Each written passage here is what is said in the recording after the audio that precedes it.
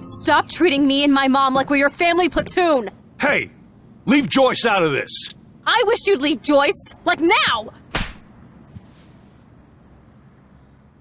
Seeing this kind of family violence, and it's something you can have encountered as a player. I think we all know some people who got some difficulties, and you can have by yourself also.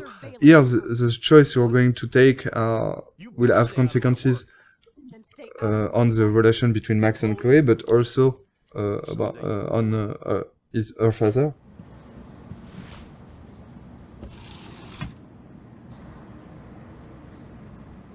Hey, you okay?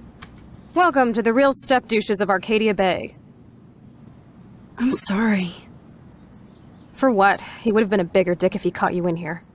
David could seem very archetypal. Yes, and, again, one dimension at the beginning, but then we are making episode after episode, you can see that maybe he's very he's got his own reason to be like this. And I think not at any moment we are justifying the fact that he could hit Chloe or be how it is, but just showing a perspective that not everything is black or white. So we did a lot of research to be sure that we were dealing with those themes in a good way. Too much gamifying this, we could really maybe hurt some people. And if we are talking about issues those people have had and not making it right, it could be worse, and it couldn't be the opposite of what we wanted to do at first.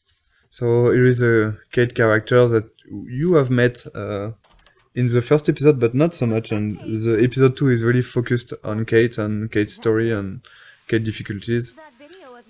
So, but this scene is a good way again to how we try to advance the story about Kate, but also try to show more of the other characters, Victoria and Taylor. So we are continuing of what was shown about Victoria in episode 1, like of course that she's really a mean person, that she's harassing Kate because she makes fun of her. And so this kind of scene, yes, is we are really trying to advance the story, bring out more of the characters, and of course there is great cameras on it. All over my face. Max Selfie thought she was a badass taking that picture. We wanted really to talk about all the cyberbullying, the fact that it's quite difficult for a teenager nowadays to be connected as everyone is now. I think everyone has got a phone, is connected always. We are using the text message a lot, and we are making fun with that. So we are really thinking about both sides of the social media. But on the other hand, you've got this dark aspect of internet, which could be really difficult to live. I think a lot of players could recognize some of them inside Kate, and we've received a lot of letters from players who say that helped us also to realize what they've been through. Yeah, we wanted to have this scene since the beginning. We are quite happy that we managed to keep it, and work with Square Enix was great for that. We managed to keep a lot of difficult scenes like this one. It's not only about talking about the themes, it's also to be sure that it's anchored inside our story.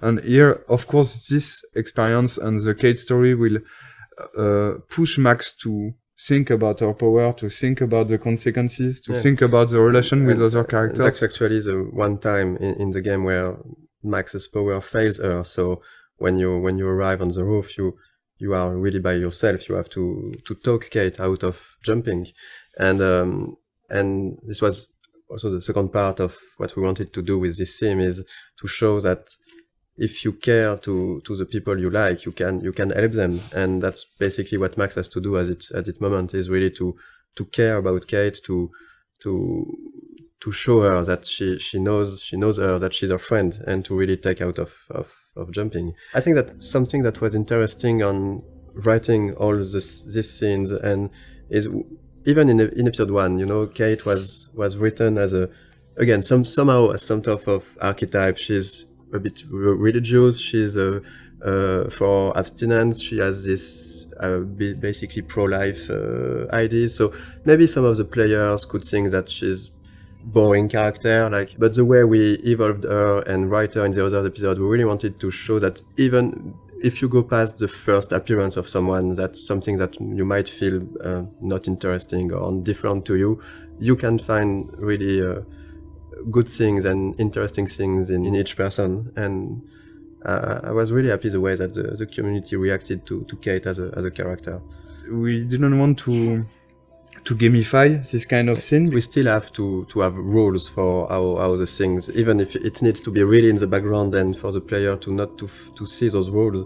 But in the end, we still need to create the scene with the scripting and a way to make it work. So it was really hard to find the good balance to make it feel the more transparent as possible for the player and just find a good way to have the feeling that it's really a dialogue between Max and Kate. And it was a really hard one to write. There is a lot of branches, there's a lot of variations, and I think even in the voice recording it took a really long time. Yeah. It was one full session just for Hannah and Diane who plays Kate. It was really important for us to keep this going after in the other episode and not just okay, we have done the scene and so no, we go to the following of the game.